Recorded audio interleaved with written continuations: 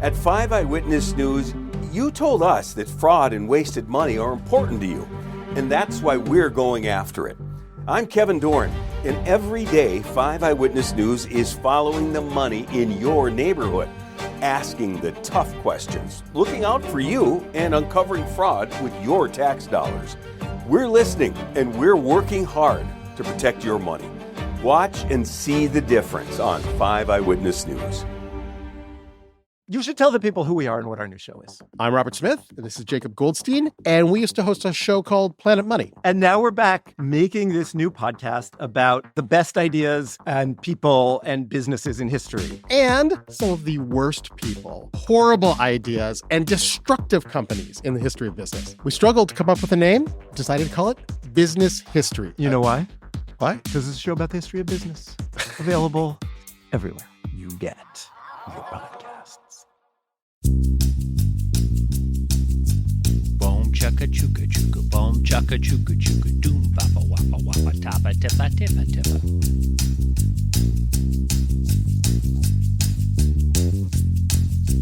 Dippa dippa dippa dippa doo. My name's MISCHKE. Who, who, who, who, who, who, who.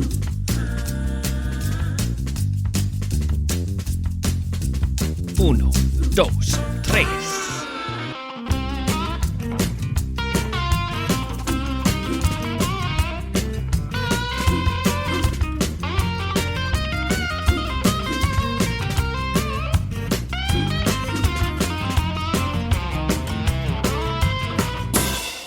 I'm going to talk about gambling. Gambling. We've been gambling in this world as long as there have been people around. Evidence of gambling has been found in Mesopotamia, thousands of years BC. And I'm going to talk about horses today. Beautiful horses running at full speed. They've been around millions of years. Millions of years. I'm going to tell a story with the help of a gentleman named Mark Paul. His nickname is Miami. Gamblers often have nicknames. Fortune Freddy, Jack of Diamonds, 20% Tim. My guy's name is Miami because he used to dress like Don Johnson in Miami Vice. He liked the ponies, this fella. Maybe liked them a little too much. We'll see. I'm holding a book in my hand. The title is The Greatest Gambling Story Ever Told. And there's a name below that title, Mark Paul. He's waiting in the wings. I want to tell this story in 2 large chunks, so I want to gamble here and get the first break over with early, so I can relax and a story can unfold. I hope you understand. Maybe I should make the ads all about gambling. Yes, that's good. Bear with me, people. Bear with me.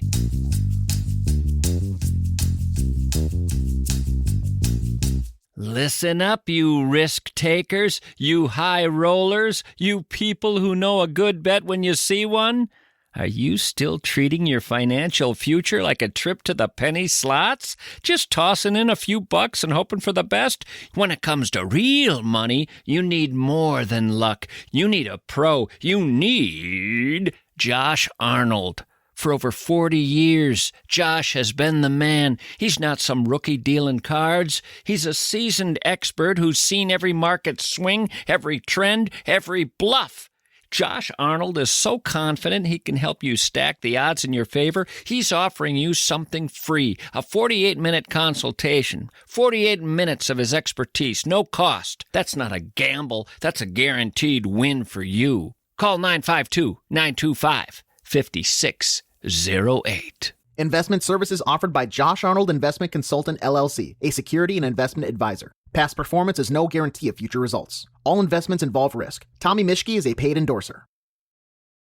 Are you tired of the lousy odds out there? Tired of rolling snake eyes when you're looking for a dependable ride? The real sure bet has been around since 1963, and it ain't in Vegas. It's Fury Motors. Buying a car can feel like a game of chance, but at Fury, they stack the deck in your favor. We're talking a full house of quality brands here. Are you looking to go all in on a Chrysler, Dodge, or Jeep? Then get your candy carcass over to Fury Motors in South St. Paul or Stillwater. Maybe you've got a hot tip on a Ford. We'll place your chips on Fury in Waconia. You say you're chasing that Buick or GMC jackpot? Don't fold. Drive out to Fury in Forest Lake. They're not playing three-card Monte with a price tag. They're offering a square deal every single time. Stop pressing your luck everywhere else. The smart money has always been on Fury Motors. Your winning streak starts now.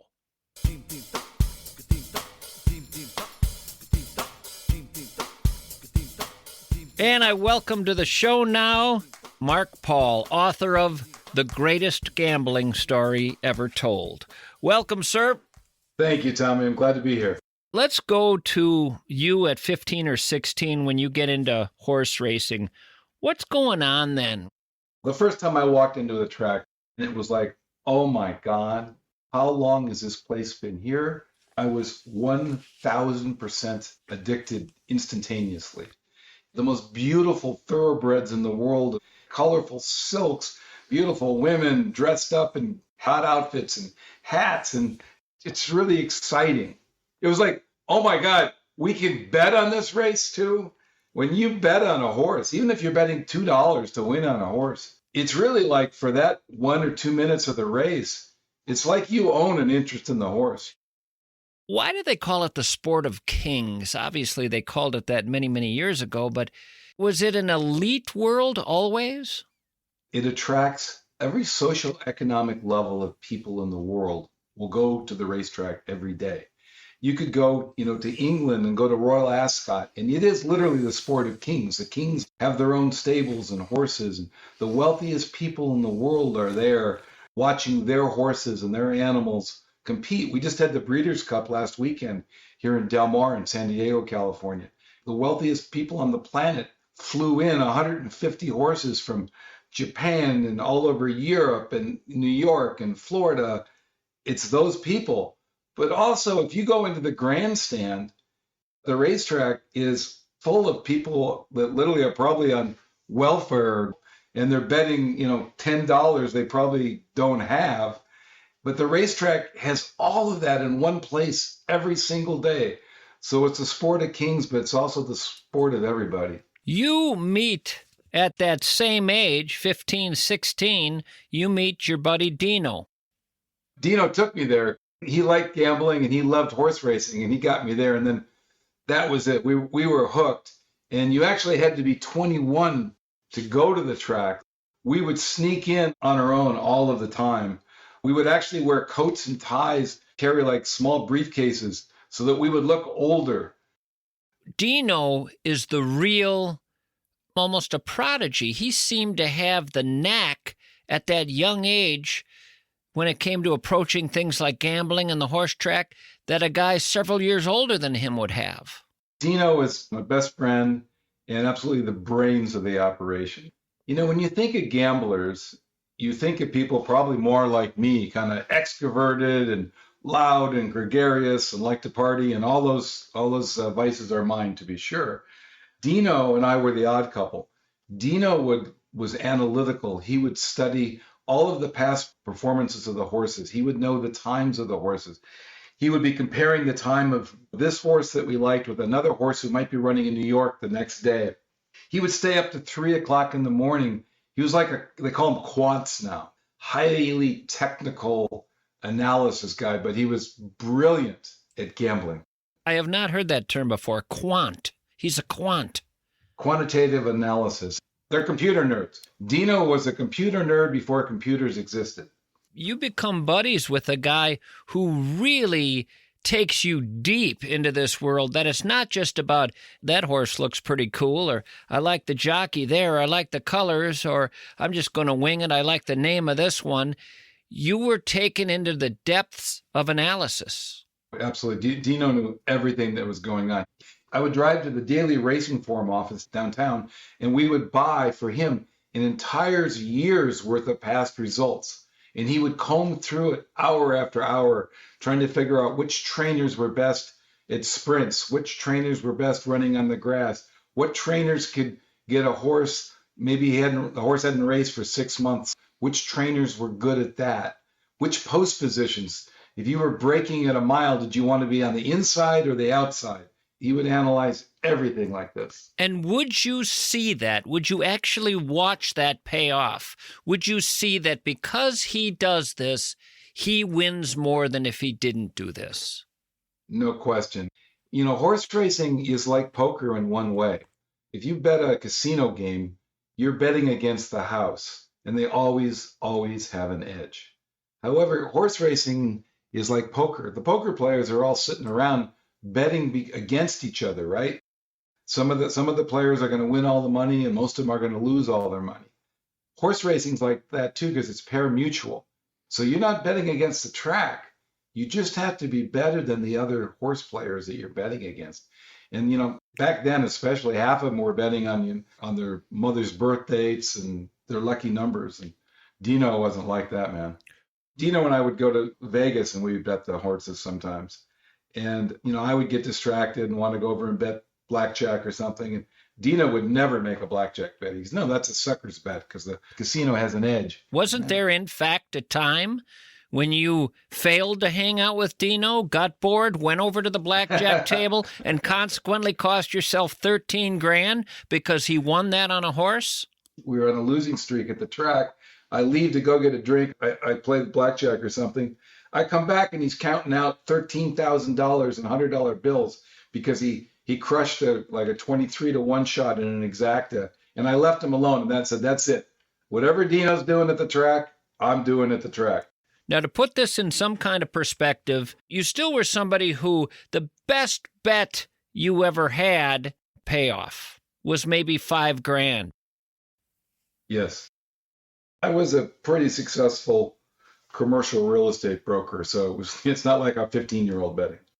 Problem is, 87, 88, interest rates soared to prime rate was 16%. When you're a commercial real estate broker, I was rock bottom. I was really hurting. Well, let's go to that 87, 88 period. Someone is going to spot a horse named Winning Colors. We were watching a replay of a race. It was all fillies. At the time, she was only 2 years old. 2-year-old fillies are usually a lot smaller. You know, they're not built like a 5-year-old male stallion or something. They're usually little 700-800-pound animals. And we see this huge filly, and she's gray, so she stands out, getting into the gate against these other smaller fillies. And the gate opens. It was amazing. In 10 strides, she's in front by 4 lengths, blazing fast. And she's just cruising like we've hardly ever seen. She wins for fun.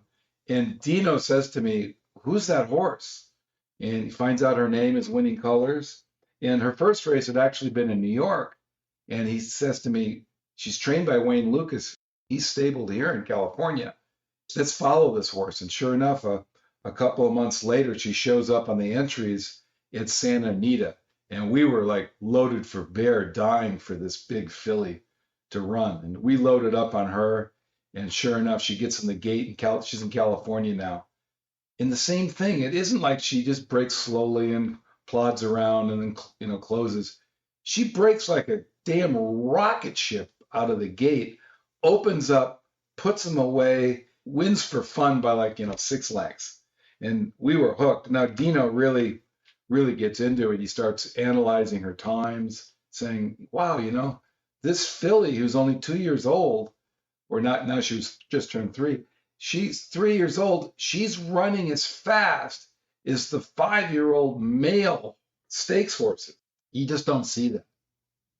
Typically, your great horses are not female. People tend to overlook the grandeur, the spectacle, the glory of a great female horse because the fillies just aren't as impressive when it comes to speed.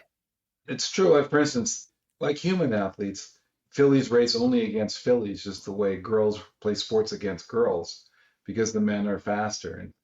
But there was something interesting here. We talked about, the sport of kings. This horse was owned by Eugene Klein, who was the owner of a pro football team, the San Diego Chargers. And so he was a very wealthy guy, a billionaire. He had his own airplane and everything. And Dino and I actually saw him being interviewed after winning colors, won 2 races. And they said, Mr. Klein, if you could win the Super Bowl because you own an NFL team, or you could win the Kentucky Derby, which would you take? He said, oh my God, that's an easy one. At the time there was like 26 football teams. He says one of us old guys wins every year.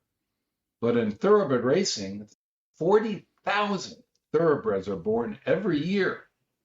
And people don't know this, but you can only run once in the Kentucky Derby, only when you're 3 years old. There's never been a repeat winner of the Kentucky Derby. You can only run when you're 3. And then we heard an unusual thing. Talk about Dino being really smart. We also read in the paper that Mr. Klein, who owned the horse and owned the San Diego Chargers, had recently had his second heart attack. And Dino says to me over a strong margarita one night, he says, I wonder if Mr. Klein might just enter this filly, the female, against the colts, against the boys in the Kentucky Derby. Let's see if we could get some money down on that. You are guys who look at horses and think bets. You see this horse and dollar signs appear. The trick is getting the right odds so we can really hit it big. And what you have to do is start projecting out quite a bit. It's not uncommon when horses first start. Young horses only race shorter distances. They only race around 1 turn. But as they mature, they start racing. Instead of racing 3/4 of a mile, they run a mile, then a mile and 1/16, a mile and 1/8, and then Derby distance is a mile and 1/4. He said to me, let's see what happens when she goes around 2 turns. If she can relax a little and still be good at 2 turns, then I'll be interested. And yeah, sure enough, when she finally stretched out and won easily again, that's when he went crazy on me. And a lot of people may not know this, but nowadays, actually, sports betting has become legal in most places, and people have gotten a lot more sophisticated and knowledgeable about bets. But even back then, there was a thing called the future book. We just had the Dodgers won the World Series last Saturday night. Well, you can bet already today on who's going to win the 2026 World Series. Now you can bet on the Dodgers or any other team you want in the league, and you'll get much bigger odds than probably the day of the, when the game goes off. But if your team isn't in the World Series, you lose all your money. Well, if you can imagine with horses, you can bet 6 months ahead of time on who's going to win the Kentucky Derby. So then he calls me up. I'll never forget. I was a little hungover on a Saturday morning, and he calls me at like 6 a.m. He says, wake up. I just found out that winning colors in Tijuana, Mexico, her odds to win 1988 Kentucky Derby are 50-1. 50-1. Pick me up. I go, oh, you're crazy, man. I'm going to drive to Tijuana. Yeah, you're going to get every dollar you have, find it, get together, pick me up in an hour. These odds won't last. We got to get there. He's my best friend.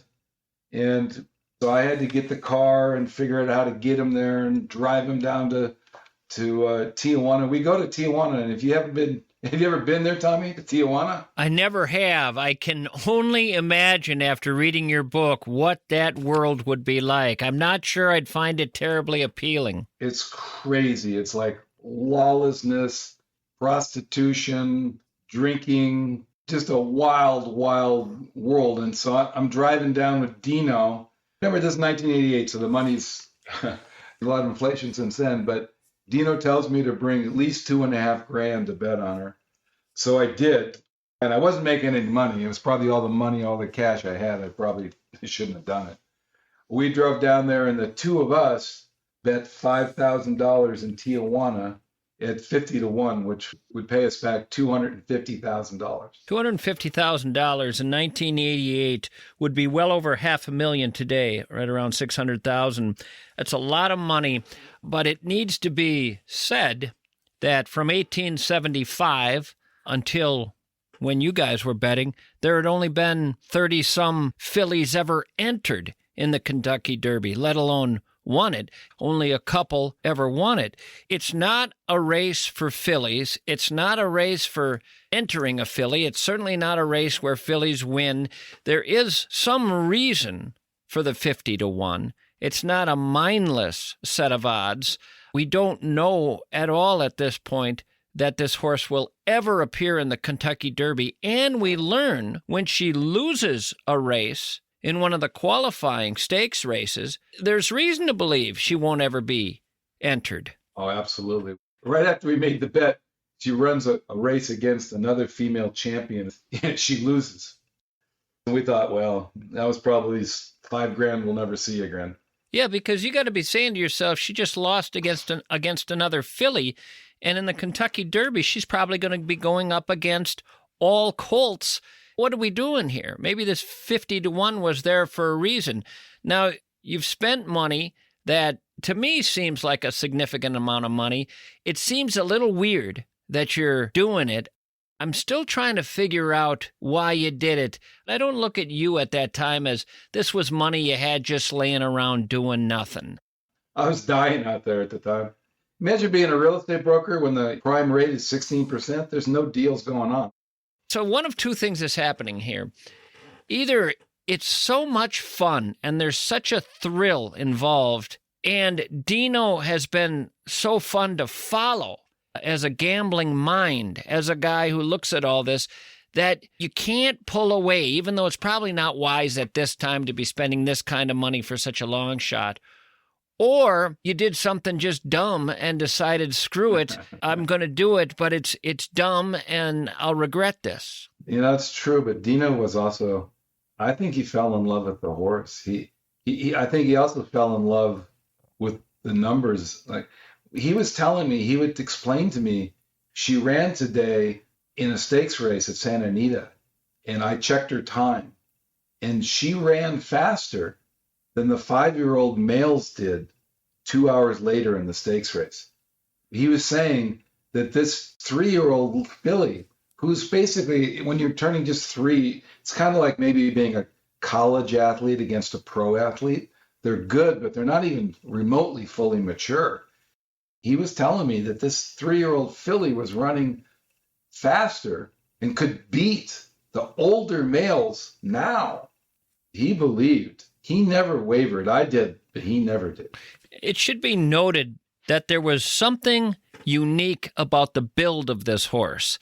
It physically was built different, like it wasn't entirely female. She was big as she advanced, and she had to race against the colts in order to qualify for the Kentucky Derby. So they entered her in the Santa Anita Derby, which is all males, and her. You know, a lot of these journalists didn't really do their homework, and Dino and I were seeing articles about, oh, this little filly has no chance against the bigger colts. And Dino was laughing. Little filly, she weighs 200 pounds more than any damn colt in the Santa Anita Derby.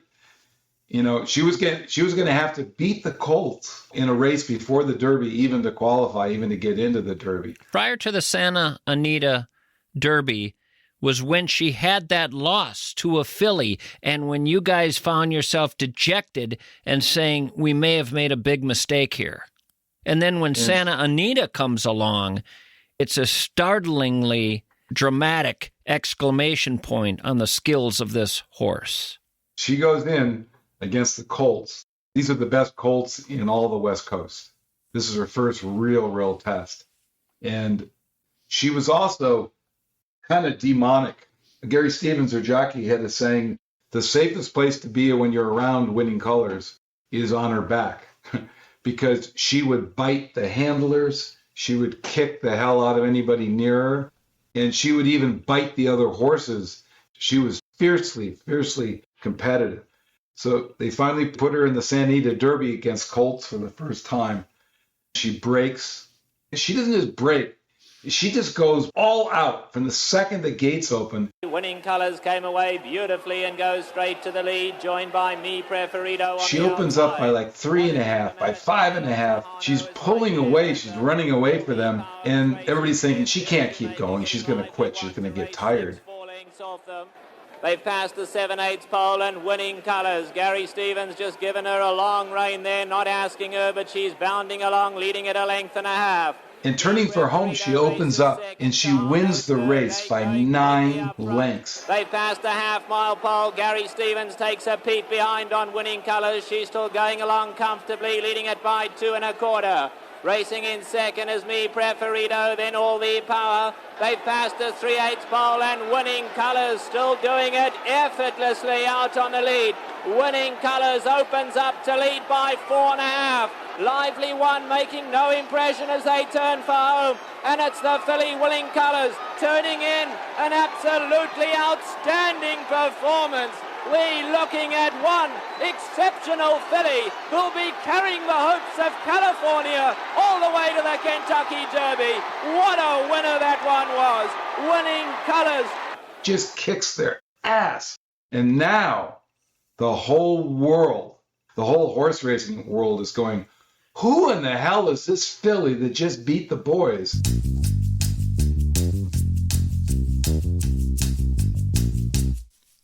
Every memory care center talks about safety and talks about structure.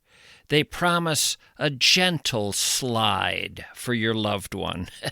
At the Wellshire Memory Care Center in Medina and Bloomington, they recognize that the greatest comfort isn't some locked door.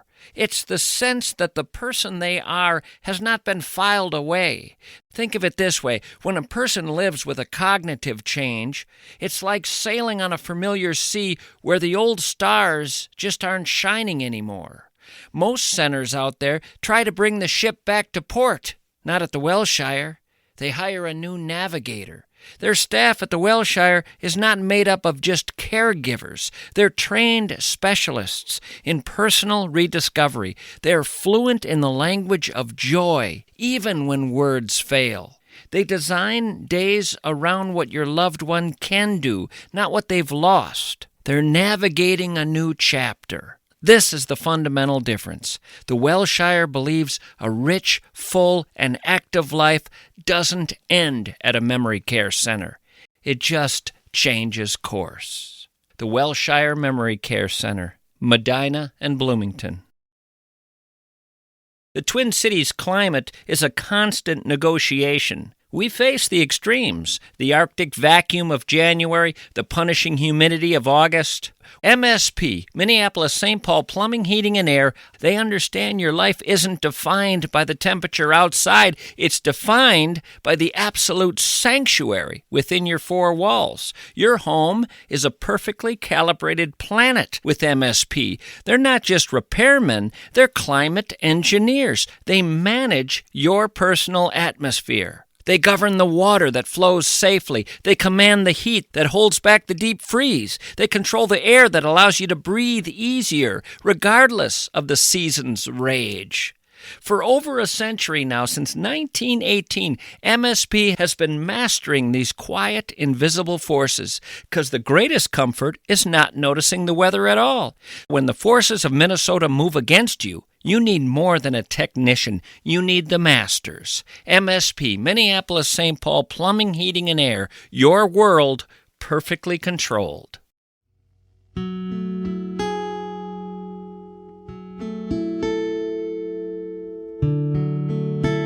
So there's a couple things going on, parallel stories. One story is this filly that you and Dino have spotted earlier and have been following and have been enamored with, and that is proving to be all you thought and hoped. There's a second thing going on. In the world of horse racing, a filly dominating like this is such an unusual story that women fans of horse racing are getting into this storyline, the idea of a female beating all the boys. And that day in Santa Anita, there's this weird scene that you perhaps have never encountered in your life at a racetrack. There's this dominant female audience cheering on this horse. It's like the women of the country into horse racing have decided this is their girl. It was amazing. There were young women and young girls, so many women, and they had brought big placards, the posters that they, go girl, beat the boys. And when she opened up in the Santa Anita Derby, you've heard young girls scream at a rock concert. It was like that. And it was like, what the hell? We've never seen anything like that. There was a lot of male chauvinism in horse racing. There still is. The race at Santa Anita had you guys absolutely 100% back that you had made the right decision driving to Tijuana with $2,500 each and making a bet there that potentially could win you $250,000. Now, you learn of another guy who has gone all in. He hasn't bet $2,500. You learn of a guy who spotted this horse early on and has bet $20,000 at 50-1 odds. Yeah, we hear about this guy. At the racetrack, it's a bunch of characters. The guys like Dino and I that were there all the time, we knew just about all the other big gamblers and who was a player. And there was this guy named Big Bernie. Big Bernie was 380 pounds. If I'm wrong, he was 400 pounds. Larger than life guy. And he was a big bettor, and he hit balls, let me tell you. And he heard about Winning Colors too. And independently, we learned that he bet $20,000 on her. So he can win $1 million if Winning Colors wins. So we kind of team up with Big Bernie at this point. You're excited about the possibility of Winning Colors getting to the Kentucky Derby, but it's fascinating the other things that you looked at that helped you believe this could happen. Somehow it mattered that the owner of Winning Colors was old and had a couple of heart attacks. Why? Well, because his dream, billionaires like to get what they want. His dream was to win the Kentucky Derby. Here he is, I don't know, maybe, late 60s, early 70s, 2 heart attacks. We thought he's going to enter this filly and try to realize his dream. The horse was also trained by D. Wayne Lucas, who just finally actually died last year. He drove a Rolls Royce. He had a helicopter, private jets. He was incredibly successful, but he did something that most other trainers wouldn't do. He would fly fillies, females, all across the country for big stakes races and compete against boys. So Eugene Klein, the owner who owned the Chargers and owned Winning Colors, had the trainer. You needed to have the right horse, the right owner, and the right trainer, or none of this could ever have happened. So after Santa Anita, it's looking good for Winning Colors to race in the Kentucky Derby first Saturday in May. But in that period, your excitement gets dampened a bit as you learn that you guys have placed a bet not only outside the United States, not only in Mexico, but at a track run by a Mexican drug cartel. You could have gone to Vegas, wouldn't have been the great odds that you got in Tijuana, but you would have been dealing with a more legitimate operation. You learn that there's every reason to believe this drug cartel running this track in Tijuana isn't going to let anybody leave with $250,000 on the off chance someone wins that $250,000. The heartbreaking news that you learned was that this cartel had recently killed a journalist who had been investigating them, and that the people arrested for the murder, the owner of the racetrack's personal bodyguard and the head of security for the racetrack were arrested for the suspected murder of a journalist who was writing negative stories about the owner of the racetrack. Holy crap. One of these guys at the track comes up to us and said, I heard about your bet. You realize you guys are never going to live to collect the money. That racetrack's owned by the Felix Arellano drug cartel. If you win, you think they're going to pay you down there? they're not going to pay you, or maybe they'll pay you and you're going to get robbed in the parking lot, or the second you leave the parking lot. You're never going to get to the U.S. border alive with $250,000 for us and now $1 million for Big Bernie. And we go, oh my, we had no idea. We researched this and we are able to verify it. As a matter of fact, for your listeners, if you watched the great show Narcos on Netflix, Narcos Mexico, in the final season, it's all the number one cartel guy who's the governor of all of Mexico and running the cartels is the father of the owner of this racetrack in Tijuana. He's a real guy. People ask me why I didn't write the book for 30 years after the event happened. And a lot of it's because I'm still scared to death of the owner of that racetrack. That's a reasonable fear. What these guys are capable of and their reach, that would be a reasonable fear.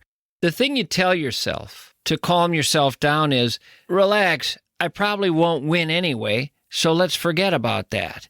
It's not an issue if I don't win, so quit thinking about it.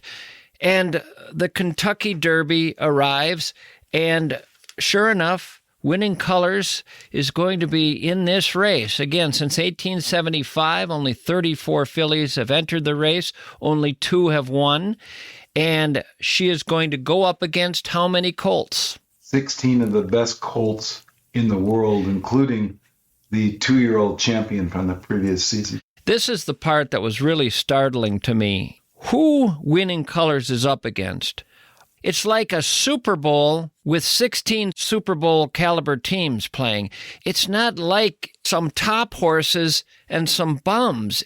There was an argument to be made for every one of those horses winning it. Every one of them. Yeah, and I think that actual field is still the best Kentucky Derby field that was ever assembled. I really believe that. We were saying if she's lucky enough to beat the 16 best colts in the world, we have to collect, with Big Birdie there now, $1,250,000 in cash. How do we do that? How do we try to get that money out of Tijuana? And we came up with the crazy idea that the best time to do, if she wins, to collect the money will be the day of the Derby, because they'll have thousands of people at the racetrack betting on the race. They'll be watching it, of course, from Mexico, watching the race 3,000 miles away. But we figured, are they really going to shoot us or kidnap us or kill us with thousands of spectators surrounding us, witnesses? No, we're going to go and we're going to watch the race there. So it wasn't even like the 3 of us were watching the race on a big screen TV at a sports bar. We were actually standing in a crazy-ass racetrack in Tijuana, surrounded by a bunch of drunks. And we're watching it on, it was supposed to be a color TV, but I don't think it was. I think it was black and white. This little TV, knowing that the next 2 minutes could change our life, not just financially, but that if she was to win, we would actually then have to deal with trying to collect $1,250,000 from the Felix Arellano drug cartel in Tijuana. It made sense to me that you guys wanted to be there versus taking a trip to Kentucky or going to some lovely place with a giant big screen and a martini. The idea of wanting to collect right after should Winning Colors win, that makes sense to me. So I was with you when I was reading that part of the book. I thought, okay, this is wise. At the Kentucky Derby, there were 135,000 people gathered.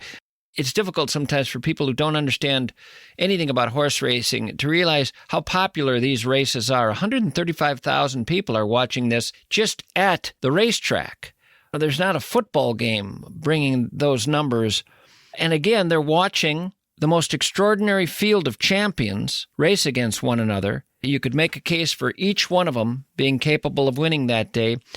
But there's something else going on here. Even though you're far away and in Tijuana, you're picking up something watching your horse, Winning Colors, just like you picked up something prior to the Santa Anita win when she lost to that other filly and left you guys dejected, wondering if this was such a smart bet.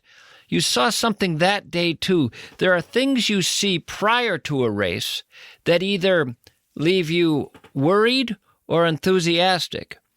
That race prior to Santa Anita, you got worried watching her. Your gal was agitated. She seemed uncomfortable. She seemed nervous.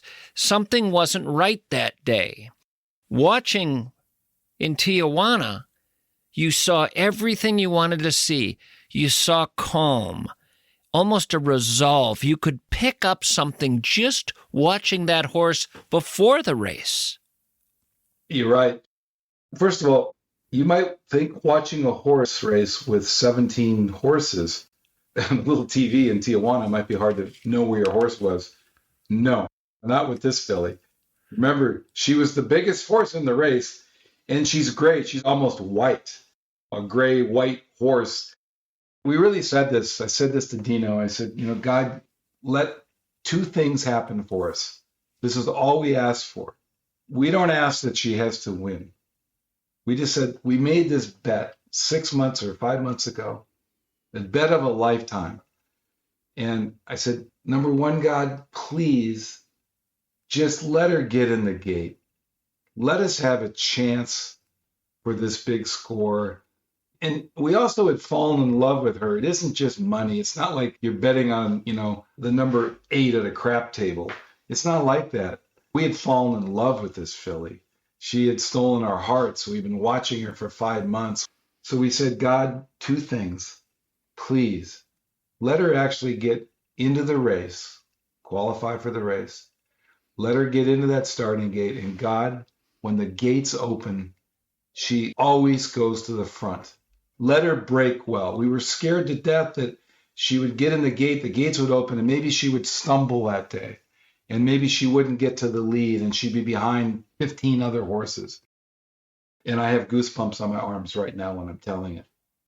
And they're off. She breaks perfectly. There goes the Roan filly, winning colors, grabbing the lead right from the start. She doesn't stay back.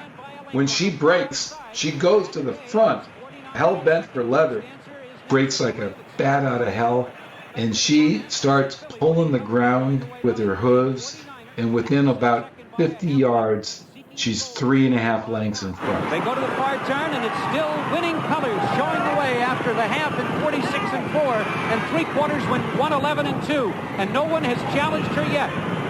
Along the inside, Proper Reality. So there's this big pack of all these thundering male horses, and this beautiful gray filly all alone in front. And there's 2 turns in the race. The thing I learned about her, she was a better athlete than the colts.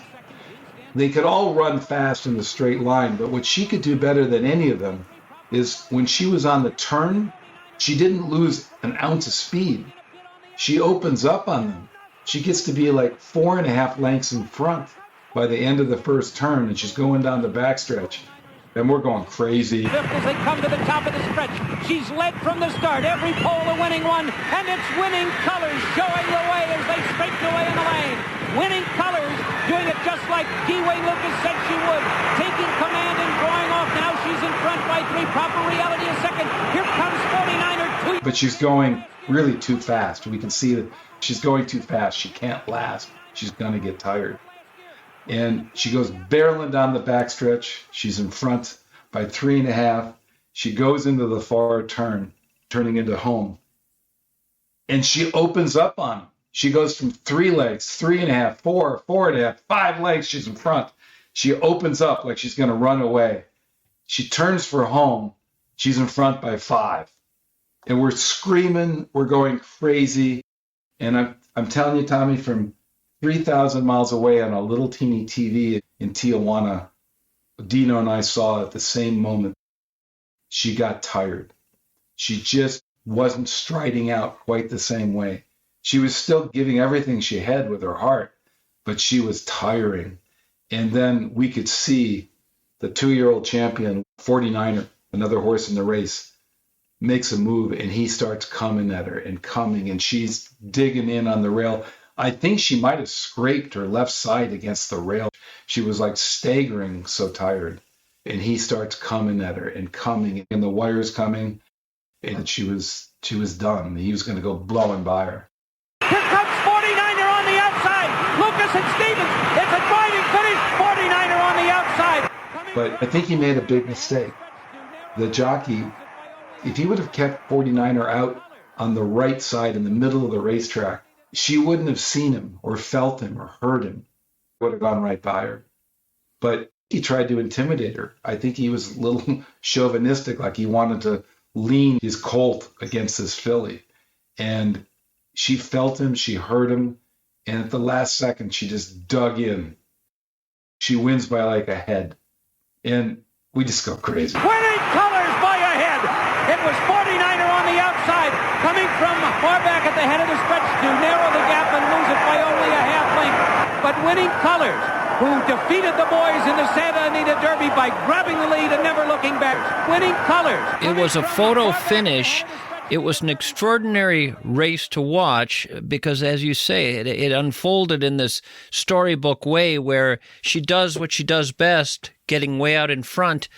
You know, the book on so many of these horses, no, don't do that. Don't go full out from the get-go. You don't want to do that. These other horses are saving a little bit and you're not.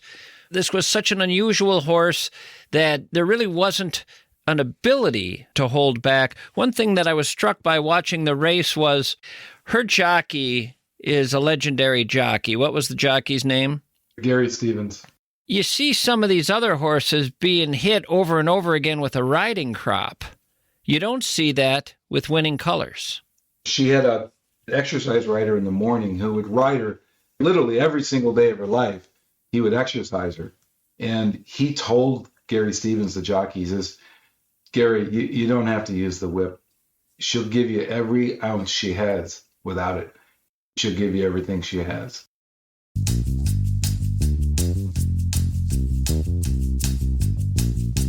Think about your money. It should have velocity. It should be moving forward, building momentum, helping you capture every opportunity. So why does it feel like you're constantly fighting friction, hidden fees at your bank, endless hold times when you call, decisions seemingly made by algorithms 3 states away? Every obstacle at your bank is friction. Every delay is a loss of momentum. At North American Banking Company here in the Twin Cities, they recognize your financial life is not a transaction. It's a system in motion. They're built to eliminate the friction. That's right, at North American Banking Company, they eliminate the friction. They don't need permission from a corporate headquarters to support local business owners, to approve a family mortgage. The decision makers live here, work here. They see your success as part of their success. They offer the stability and technology of a big bank, but with the touch, the human touch of a local team. Because when you remove the friction, your money moves faster, your decisions are quicker, your life accelerates, it's easier. If your current bank is causing drag, it's time to move to a place built for velocity. North American Banking Company, 6 convenient Twin Cities locations. North American Banking Company, member FDIC, equal housing lender. At Spectacle Shop, they believe your eyewear should not be an accessory.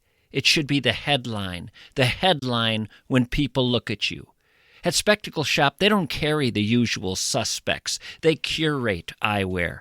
They find frames that make your face unforgettable. The readers of the Star Tribune have noticed. They've voted Spectacle Shop best eyewear shop in Minnesota the last 5 years in a row. Why?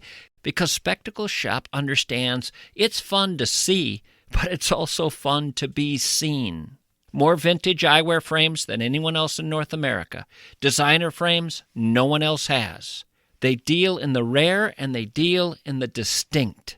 The frames that necessitate an introduction. If your current eyewear demands an apology, it's time for an upgrade. Come to one of the 4 Twin Cities locations. Stop apologizing for your look. Start generating attention. Spectacle Shop. Your face deserves a better story. Winning Colors by a head. It was 49er on the outside, coming from far back at the head of the stretch to narrow the gap and lose it by only a half length. But Winning Colors, who defeated the boys in the Santa Anita Derby by grabbing the lead and never looking back. Winning colors coming from... Maybe a few minutes of ecstasy for you guys, followed by what seemed like a pensive moment as it hit you too that while this dream had come to fruition, you are at a place run by a drug cartel, and somebody now has to go about the business of talking to what are in essence drug cartel employees about handing over money they don't want to hand over, and one could argue they don't have to hand over. I'd even gotten to know a cocktail waitress there who was friendly because we were always buying beers, tipping her well. And she actually whispered in my ear, she said, "Be careful. They know who you are." It sent a shiver through me. I'm this, gringo commercial real estate broker from Los Angeles. What do you mean the frickin' drug cartel knows who I am? It scared the shit out of me. When we were there 5 months earlier at that racetrack, they remembered that Big Bernie put 20 grand on her. And they remembered that we put 5 grand on her. So they knew we had $1,250,000 worth of tickets on us. The be careful from the cocktail waitress, I'm going to read that as, be careful thinking you can have this money. Be careful trying to get this money. Be careful leaving here. Be careful driving to the border. There's a lot one can read into that. Yeah, I know. And then we waited for it to settle down a little. I'm sitting there, just sweat pouring off of me and pouring off of Dino and Big Bernie. We went up and took tickets up to cash them. And when they saw the tickets and the, magnitude of the money they would have to pay us, they told us, "No es posible," in broken English. "It's not possible we can pay today. To come back." And I'm yelling at him like, "Come back? Oh, you mean like on Tuesday?" This is Saturday, of course, when the Derby's won. "Oh, come back like on Tuesday at 2:00 when nobody's freaking here, and then you can rob us, right? Without witnesses." No. And Dino, it's funny, I'm 6'3", 220. Dino's very much smaller man, but he gets really agitated. He's getting right up in his face. He's going, "God damn it. It says right here, $5,000 to win the Kentucky Derby, winning colors, 50-1. We gave you our money. Pay me now." And the guy's getting upset. He waves over a couple of guards. These guards, I was more afraid of the guards than anybody else. They actually carry these like M16s over their shoulder. They don't look like policemen, let's just say that. And Dino's getting upset. Big Bernie's causing a scene. The guards are watching us. And now they're telling us that they won't pay us. And then I'm thinking, maybe the reason they don't want to pay us is it would be better to just get us in like a hallway or something and just steal the tickets from us. Then they'd never have to pay at all. And so I told Dino and Big Bernie to follow me. And we literally started running down the steps. And I could hear not far behind us the heavy boots of the guards coming down after us. It was really scary. You were picking up a lot of stuff. It wasn't walk away, it was run, accompanied by the sound of the guards coming after you.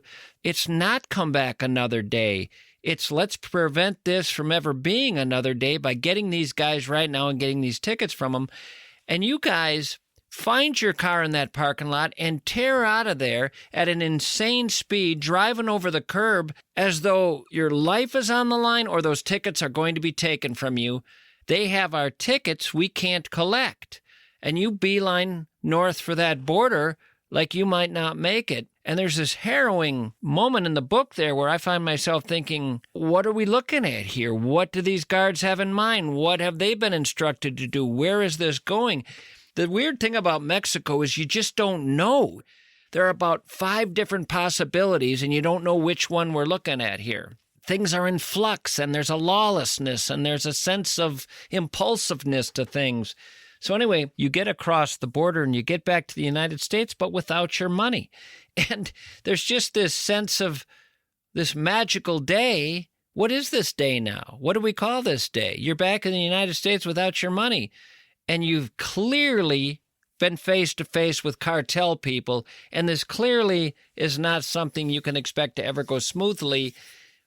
Were you dejected? Were you happy to be alive? Were you saying, why the hell did we ever bet in Tijuana? What was happening once you were across the border and back in the States? I can tell you with Dino, there was only one feeling, which was total anger. He was furious. Dino's a funny guy. Gamblers are funny guys. There's a gambling code.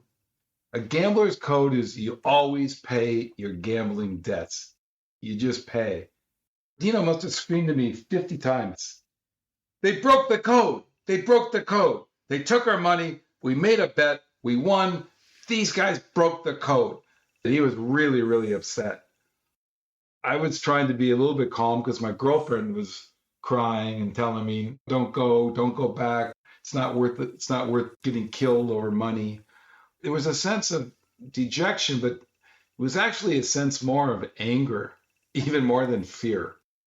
There is no way in hell I'm going back there if I'm you. I'm with your girlfriend. The idea of going back, it's not even a close call for me. That's where I'm at. I just think life is lovely if you're able to breathe, and less so when you're not. I get Dino's rage, and I also understand he's in the right. I do not get his logic thinking, I know what I'll do. I'll bring some muscle with me. I'll find some fighters who I can hire to go with me, and we'll go back. You said the guards are holding M16s. I do not understand this idea that a couple of tough guys are going to improve your chances. I found that logic to be terribly flawed. Maybe I'm wrong, but he comes up with the idea and tells you, let's bring some muscle. I know some guys, martial arts experts, and we'll bring them with us, and we'll go back. Again, you're going off this idea that they said to you, not today, come back a different day. How soon is it that you go back? We waited till a Tuesday to go back. So it's Saturday when you leave there. Tuesday you go back, and there is this absolutely entertaining part of the book where the muscle shows up. These are the hired guys who are going to aid you in your attempt to go back and get this money. The tallest of the three might have been 5'5". Otherwise, you're looking at 5'3", 5'2". This is who's supposed to intimidate the Mexican drug cartel. We're almost in comic country here. Well, Dino told me he knew these guys. Said, yeah, I know these professional fighters. And they were professional fighters. I didn't realize when he told me that they were professional fighters. I don't think he knew either that they were professional Asian fighters. You know, I'm thinking they're going to be like 280 pounds each with scars on their face. I could have put all three of the guys in my trunk. One of the guys gets a little bit put off by your attitude and says something to you about, hey, you want to see how tough I am? I'll take you right now. And clearly they think, the three guys think they're plenty tough, but they are the ones who end up accompanying you. They are the hired hands who will be hopefully helpful in you going back and getting this money. When you're all heading back to Mexico, heading back to Tijuana, the 4-hour trip, what's going through your mind there? You must have had many different scenarios dancing in your head. Young and dumb, you know, we were 31. We needed money. We felt we were in the right. In retrospect, no, I wouldn't have gone back. What I read in the book is, no, you don't think it's smart to go back there. But your buddy is going back. Dino is going back. There is nothing stopping him. And you owe it to him to go with him. That's how I read it. That's absolutely true. Dino was the brains of the operation, but it was my job, certainly as his best friend. I was bigger and physical, and I always felt protective of my smaller friend. And there's no way that I was going to let him go on his own. And he would have gone. There's no way he wasn't going back. This was like his proudest moment. I know it sounds crazy, but... When you get back to the racetrack, is it empty? Yes. It's empty. God, I tell you something, I'm not walking into that world. You were protected by those numbers on that Saturday previous. They did matter. That was the wise way to operate. Keep all those people around. But there you are back. Do you think they expected you to show? Was the sense when you arrived that you were expected? Yes. When we showed up, I should have mentioned too that Big Bernie did not bring his tickets. We were only cashing the $5,000 worth of tickets, not the $20,000 tickets. So we were only collecting $250 that day. They immediately pointed to just Dino and I, said, "You two come with us." And they immediately separated us from the three Asian fighters that were our bodyguards and Big Bernie. And they took us, and within seconds, we were going down like dark, huge steps into a very dark, cavernous, like underground. Felt like a prison. And we actually saw some holding cells there that were empty. And then we went down one more floor. They bring us down and they put us in this smoke-filled room. We walk in, and this room has like one light bulb hanging from the center of the ceiling. And there's like cigar smoke everywhere. There's this one big desk and this like El Comandante guy, uniform with epaulets on his shoulders, and he's smoking a cigar, and he motions us to sit down, and that was really scary. Dino was brilliant. Later, he told me he made it up on the spot. He didn't tell me this ahead of time. He says to the cartel guy, he says, "Before we came down, we talked to the LA Times. We took photocopies of our tickets. We told them exactly where we're going, when we're getting here. And if we're not back home tonight, if we don't call the reporter, you're going to be on the front page of the LA Times, front page of the San Diego newspaper, and front page of Tijuana. They'll know that you kidnapped and held two American gamblers who made a bet on the winning colors, the Philly. And if we're not home, you're going to be featured in the covers of every newspaper." And the guy, it sunk into him.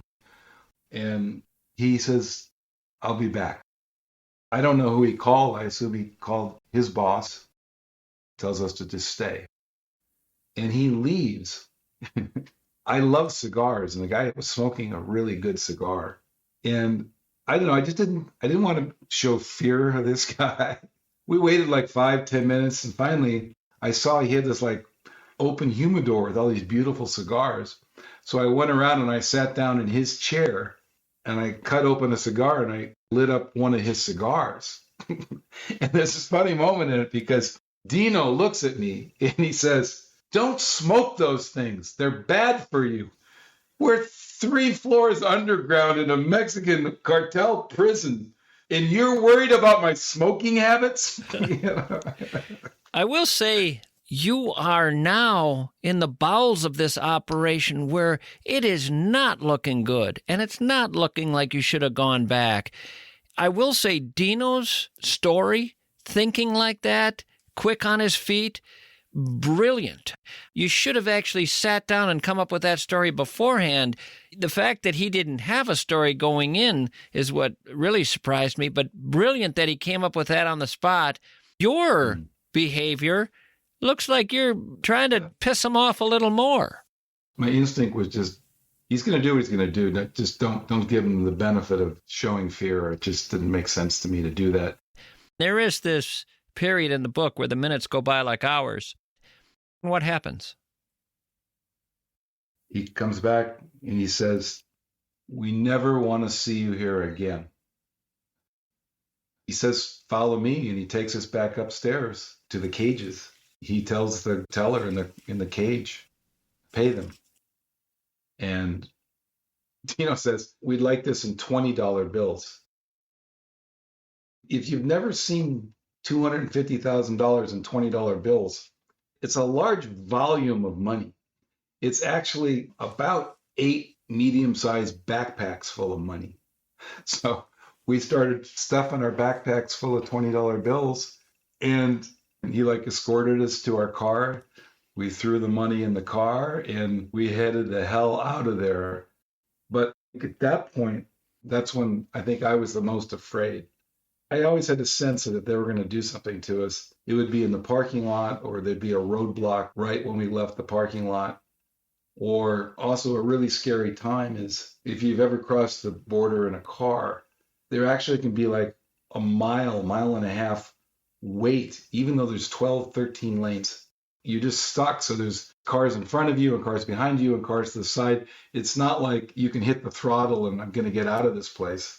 If they want to come up and shoot you in the car, there's nothing you're going to be able to do. So we left the racetrack. I was flying out of there, yelling to Dino, you look to the right, look behind, tell me, is anybody following us? Is anybody following us? Of all the time, that's the time I was the most scared. Maybe because I could sense that we were, a mile and a half from the border now in safety, and we had the money. She'd won the race, but we were still a long way from being safe. You have to look at what has happened here. A guy you have met with clearly didn't expect you to say whatever you said, because if they knew you were coming back, there should have been no reason for him to go make a call. He should have known exactly what the plan was. Something changed the plan. All of a sudden, a call had to be made. There is some sense that there was a pivot, that an audible was called here, and it would make perfect sense that the audible was, okay, the LA Times knows they're coming here. We're going to do what we said we'd do. Give them the money. Let them get away from here. Now we're in the clear.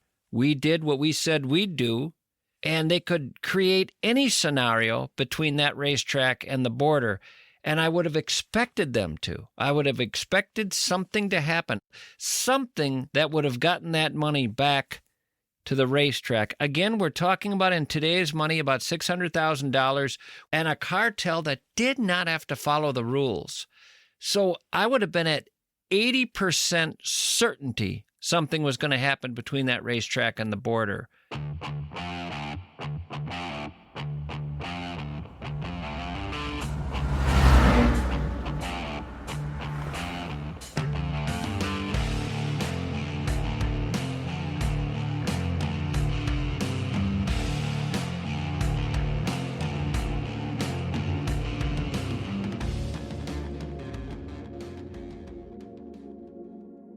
You make it across the border, and I can only think what I'd be thinking.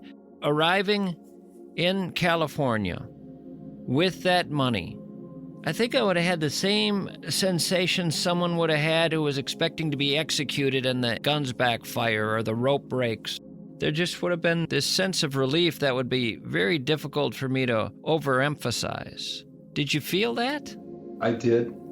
I felt a little empty inside. Like, I didn't realize how fearful we were. We were maybe hiding behind our own bravado, or maybe our actions stopped us from thinking. But I was really spent. I was really, really spent for many, many days.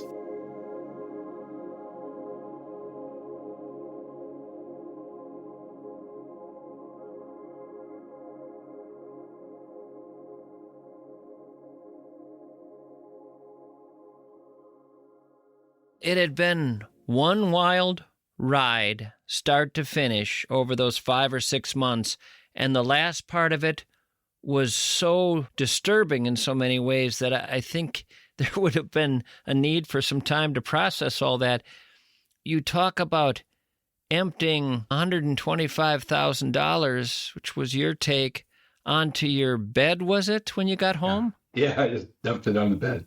I can feel that desire to see the end result of all of this. I mean, on one level, you just want to pat the two of you on the back and say, great job. But because it ends up being this cartel story too, there's just this murky sensation at the end of, God, you guys, playing with fire isn't even the right term.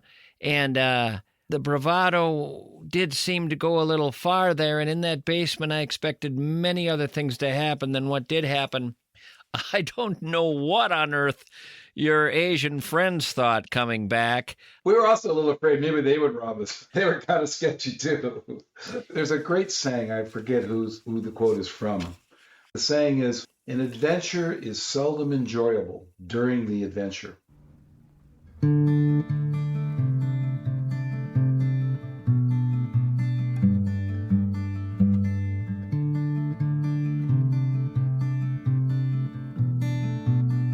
Big Bernie was smarter than all of us. What Big Bernie did is he hired a Mexican attorney who knew racetrack and gambling. And the attorney said that you realize that they had a really huge sports gambling operation at the time. U.S. gamblers would go down and they would deposit hundreds of thousands of dollars. Maybe, a lot of guys would deposit $2,000, but big players would deposit hundreds of thousands of dollars at the racetrack sportsbook department. Then they would have a phone number and they would call in and make their bets, their sports bets. And what he did is he had his money, instead of getting it in cash, he had it transferred into a sports gambling account at the track. And the track thought, oh, this is great. He'll probably lose half of it back to us in the first year, right? He's a big gambler. He doesn't want his cash. He wants to keep gambling. He kept it there. And then after some time, I don't know how many months or year or more, he started transferring it out to a Mexican bank. He kept it in Mexico. And then he wound up buying a hotel in Mexico.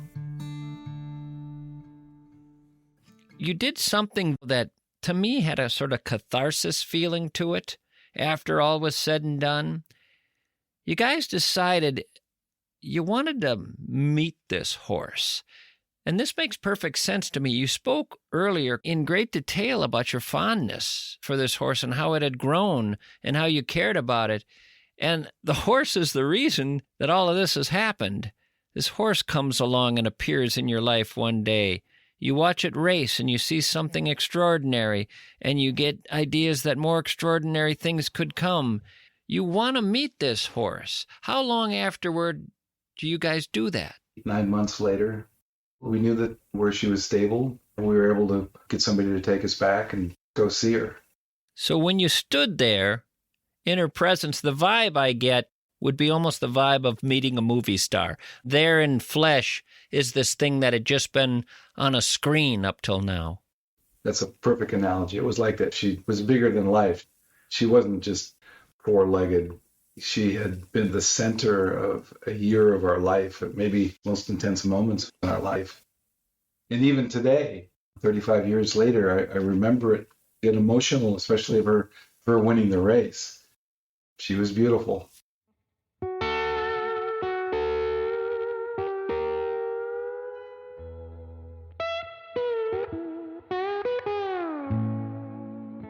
The filly Winning Colours turning in an absolutely outstanding performance. We're looking at one exceptional filly. What a winner that one was. Winning Colours. The greatest gambling story ever told. Thank you, Tommy. And there's a really good book website, which is markpaulauthor.com. markpaulauthor.com. There is a photo gallery, and you can actually see the real photographs from that time and pictures of Winning Colours, etc. So I thank you very much, Tommy. Very much appreciated. All the best going forward. Thank you, Tommy. Bye-bye.